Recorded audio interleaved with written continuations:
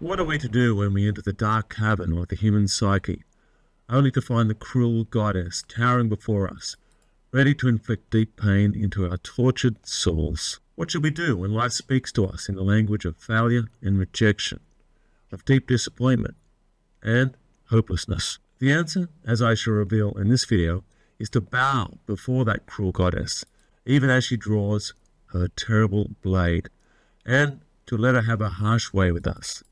For that dark cave, though it may echo with the ghostly voices of a painful present, and may often forebode terrible futures, can nonetheless be a doorway to courage, healing, and wisdom, if we but dare to step forward into those cavernous depths. Hello, I'm futurist Marcus D'Anthony, and in this video I'm going to share with you a terrible dream that I once had, following immediately on from a time of fear and self-doubt, and how that time taught me a life lesson of profound importance, and one that I believe will have great import for you too. This painful period culminated in mid-2014, when I travelled from Melbourne, Australia to Bangkok, Thailand, to attend a training course for the Cambridge Certificate in English Language Teaching for Adults.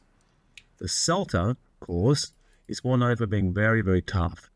It effectively squeezes a semester of study into 4 weeks. All students are required to teach 8 trainer-evaluated lessons, as well as submit 4 written assignments during that time.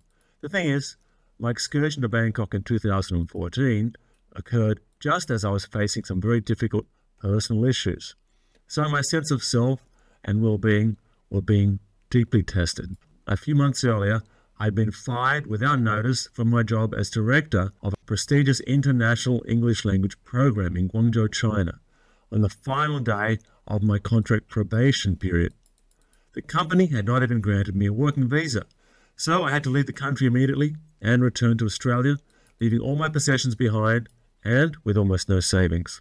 This coincided also with my breaking up with my wife, when my mother had been diagnosed with motor neuron disease and was entering the last few months of her life. My return to Australia had also been greeted with endless rejections from the university job applications I made, a rejection trend that had spanned almost a decade and included no less than 16 consecutive failed job interviews since I'd gained my doctorate in 2006. I was now unemployed and dealing with deep emotional vulnerability. Still, I decided that one way to increase my job prospects was to pay my way to Bangkok and to complete the CELTA training course. Unfortunately, the course did not begin well for me. I received the evaluation of unsatisfactory for my second and third lessons, that is, fail. For the third lesson, my evaluator gave me an unsatisfactory grade for 10 of the 20 assessed skills. This may well have been a course record. Part of the problem is that I'd already been teaching for more than 20 years by that time, and the preferred pedagogical approach of the course evaluators was different from what I was used to. So I had to quickly unlearn a lot. It would be an understatement to say that I didn't feel good about my gradings. I felt resentment towards the course evaluators, and would have loved to have told them to go jump into the river, or preferably a wood chopper. Besides anger, I also felt quite depressed and was beating myself up. The possibility that I would fail the entire course was looking like a distinct possibility. A terrible future flashed before my eyes, where I returned to Australia without the qualification I sought, having blown $5,000 of my limited cash reserves.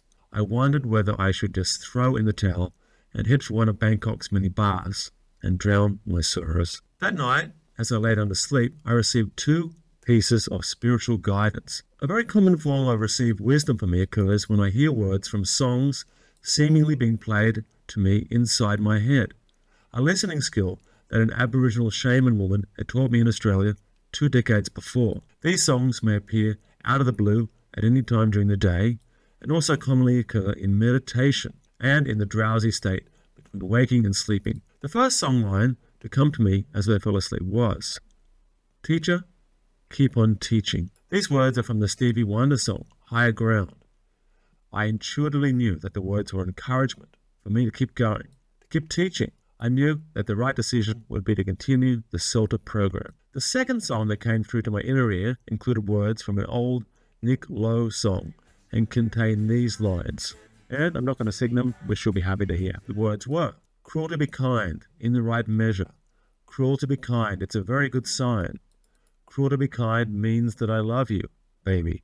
You gotta be cruel to be kind. The lyrics suggested to me that even though the feedback that I was getting from my teacher trainers was very, very critical, it was actually in my best interests. An act of love, even. And even beyond that, perhaps there was something profound to be learned from the tough time I was going through. Yet musical inspiration was not the only form of wisdom I received from my integrated intelligence during this time, and which would help me to reframe the meaning of the suffering I was experiencing. For in the 4 days between the 2 failed CELTA lessons, I had the following profound dream. I transcribe it here exactly as I wrote it down in my dream journal at that time. I'm in some kind of great subterranean cave. 2 other students from the CELTA course are getting a kind of spiritual reading from a female oracle. She towers before us like a great giant statue and seems to look somewhat like the Virgin Mary, although her image is hazy. The oracle's head has all the left side missing, her left, as if someone has taken a great knife and chopped the left side of her face off. I'm slightly frightened and overawed. I think R, another student from the course, is beside me to my right. He gets a reading first. There is a loaf of bread in front of him, and I know this represents the soul issue he's being shown. Next, the oracle turns to me. She says, "You've been into the left-hand side of the sea. If you're ever to have hope, you must deal with your anger." There is a loaf of bread in front of me too, round and brown, which seems to represent my anger. I say something like, "The issue is old," but the oracle says, "No, it's fresh." I look again, and sure enough, the loaf seems to be fresh baked. "Have you ever lost a finger?" the giant oracle says as she reaches down with a sharp metal serrated edge knife and begins to slice into the long finger of my right hand, just to the mid-right of the tip. I do not know whether to trust her, scared she will cut off the finger. She seems almost flippant, with a callous kind of humor. There then comes the idea that one has to trust the goddess in these situations. So, I present my hand to her. The blade cuts into my finger, but stops just a short way into the flesh. She retreats. I'm relieved. Then, I wake up. In this dream, the symbolism is clear. Sometimes God, or goddess, will invite us into places that are frightening, which might be fearful, or even trigger trauma and suffering. But there is an intention that through the experience we might be brought into a deeper awareness of our soul issues, the self-limiting beliefs and stories that we carry in our minds and hearts. These are the harrowing demons that hover about us as we struggle along life's sometimes arduous pathways. In this dream, my anger and blame was towards the world. The belief was that no matter what I did, I would fail, that the world would push me down, and that there was no use even trying. This is a victim narrative, a soul issue of mine. And I might add that this is one of the most common soul issues for all people in the world today, and that probably includes you. The goddess remark about my going into the left-hand side of the sea was an oblique reference to my allowing myself to become too caught up in the head and disconnecting from my body, including my emotional body. I was processing life from the left-hand side of my brain and developing an imbalanced cognitive predisposition which left me ungrounded and disconnected from part of my emotions and intuitions and from my authentic self. I also realized that the negative evaluations from my teachers on the CELTA course had triggered part of my inauthentic story, that there was something wrong with me and that I was stupid and not as capable as other humans. Life was unfair, and in the end, all was futile. Failure and rejection would always be with me. This guidance helped me reflect on why I had entered the CELTA course in the first place, and that was to receive critical evaluation of my teaching and to use the feedback to become a better teacher. I immediately decided to stop blaming the evaluators and beating myself up. I resolved to keep going despite my deep-seated feelings of inadequacy and general mistrust in life. In the longer term, I recommitted to my own healing journey. I did this not by eliminating those feelings of inadequacy and shame, but in allowing them a healthy expression and becoming witness to them. And this is a process I'll share more about in later videos here on Power and Presence. So, subscribe, and like. And in doing so, my spirit became lighter, and I pulled out of the drama that would have unfolded if I'd quit the course and stormed out in indignation. So it is that I returned to my lesson preparations with renewed vigor, and for the class observations which followed, I received excellent evaluations. Indeed, I passed all remaining 5 lessons, all remaining assignments, and ultimately the course itself. Best of all, I learned much about teaching and learning. Best of all, when I returned to Australia, I quickly landed a lecturer's position at the University of Melbourne. Though the position was temporary and only for 7 months, and specifically involved ESL courses for Chinese students, it kick-started the academic career that I enjoy today.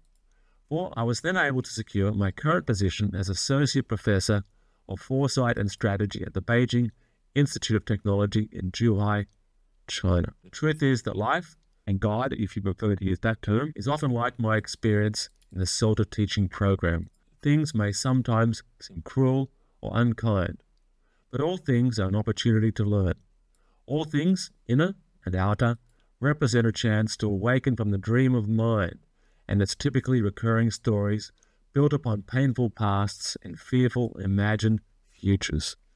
From the delusion that it's all about me. And so it is that our faculty for integrated intelligence can help us to ensure the purposefulness of our life situations and rise above the dramas of our inauthentic selves. So, have courage, persist. Another certainty is that each of us will experience many difficult times throughout our lives, and ultimately there will come a time for all of us when we stand at the feet of that great goddess, and her powerful hand and sharp knife will not stop at the web of our fingers, but will slice right through into our heart and soul, bringing the hands of time to a standstill, and delivering us into the arms of eternity. For all that lives will come to pass through that great cabin. But before then, I shall see you once more in the futures.